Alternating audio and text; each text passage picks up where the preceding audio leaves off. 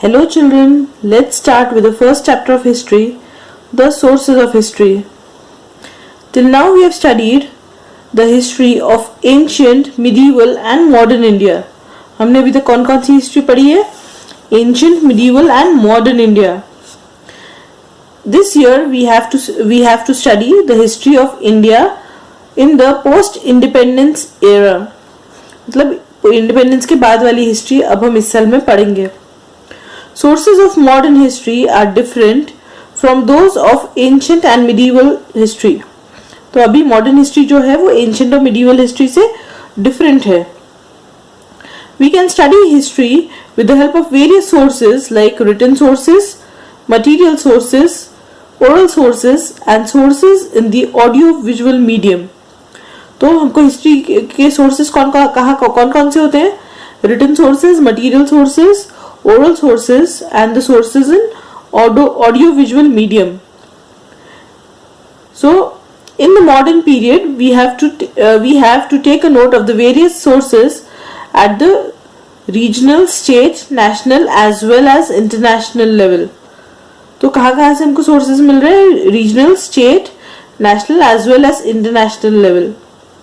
We can write history with the help of these sources. Written sources. The following sources are included in the written sources. कौन कौन से sources होते हैं? Newspaper, periodicals, diaries, reference books, correspondence मतलब letters लिखना, किसी भी तरह writing में communicate करना, documents in the archives, government gazette, postal stamps, and encyclopedias. ये सब written sources हैं history के. Just as newspapers are considered the fourth pillar of the democracy in the modern period, they are also a major medium of information. Newspaper को हम क्या consider करते हैं? Fourth pillar in the democracy, and it is a major medium of information. Newspaper से हमको बहुत सारी information मिलती है. If we consider the period from 1961 to 2000, we see that in the beginning there was no alternative to the print media, especially newspaper. तो अगर हम पहले के ज़माने की बात देखें 1961 से 2000 में न्यूज़पेपर का कोई दूसरा ऑल्टरनेटिव नहीं था हमारे पास. With liberalization and widespread use of internet in India, an alternative for print media became available. तो इंटरनेट आने के बाद इंडिया में एक alternate source हमारे पास available हो गया. Yet the print media still continue to be powerful. But फिर भी प्रिंट मीडिया को हम बहुत पावरफुल समझते हैं अभी भी. So will talk about newspapers now. Through newspapers we can get information about national and international affairs, politics, arts, sports, literature and social and cultural affair. हमको न्यूज़पेपर से बहुत सारी चीज़ों की जानकारी मिलती है, नेशनल और सिर्फ अपने ही देश के बारे में नहीं, दूसरे देशों के बारे में भी. Newspapers contain matters related to human life. Most national newspapers have started their regional edition. तो न्यूज़पेपर्स में हमको ह्यूमन लाइफ के बारे में पता चलता है और बहुत सारे न्यूज़पेपर्स ने अपना रीजनल एडिशन भी निकाला है, मतलब उस एरिया के बारे में उसमें ज़्यादा मतलब जानकारी होती है, इंफॉर्मेशन होती है.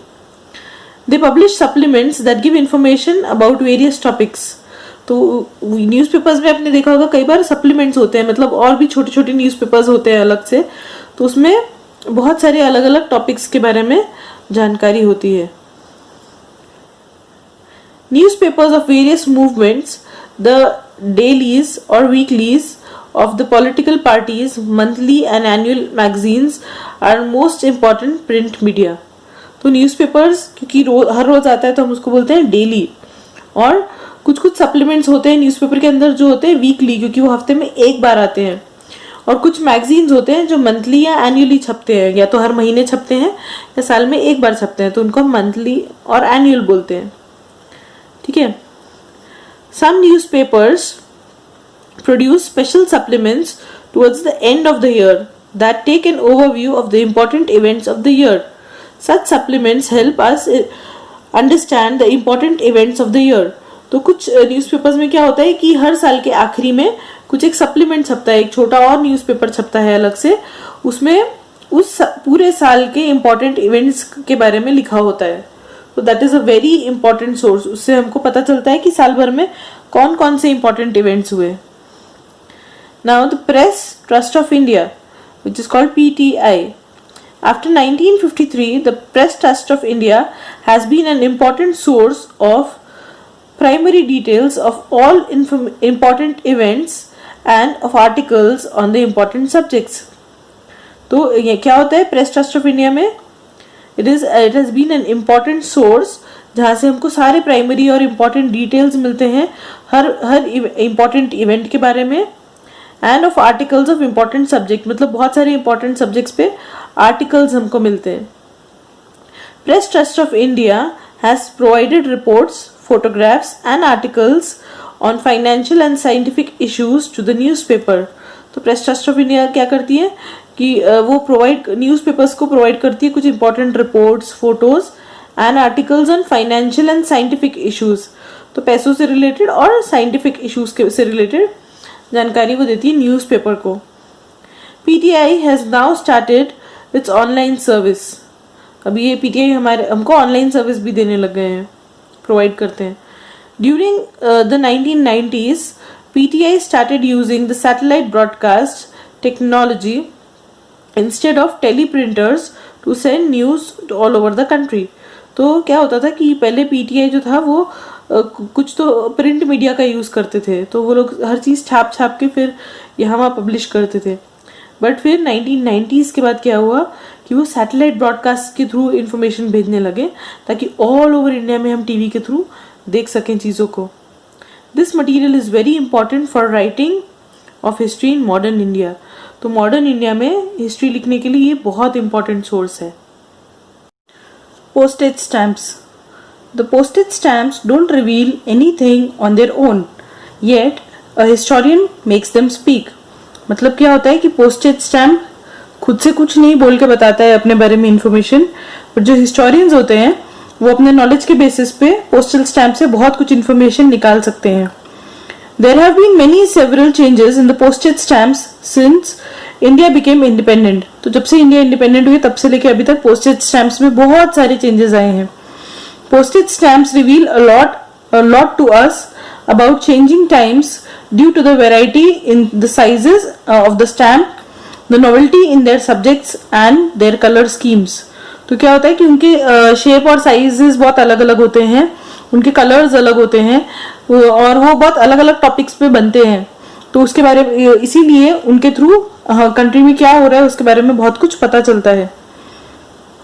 The postal department issues the postage stamps on a wide variety of themes like political leaders, flowers, animals, birds, an event, or a silver, golden, diamond jubilee, or a centenary, bicentenary, or tercentenary for different events.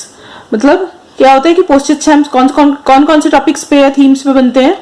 Political leaders, flowers, animals, birds, या कोई बहुत important event हुआ होगा उस साल में तो उसके बारे में, या फिर अगर किसी भी चीज को या लोगों को अगर सिल्वर जुबली, गोल्डन जुबली, मतलब अगर 25 साल 25 ईयर्स पूरे हुए हैं या 150 ईयर्स पूरे हुए हैं या 75 या 100 ईयर्स पूरे हुए हैं, तो वो सब से रिलेटेड पोस्टेज स्टैम्प्स बनते हैं.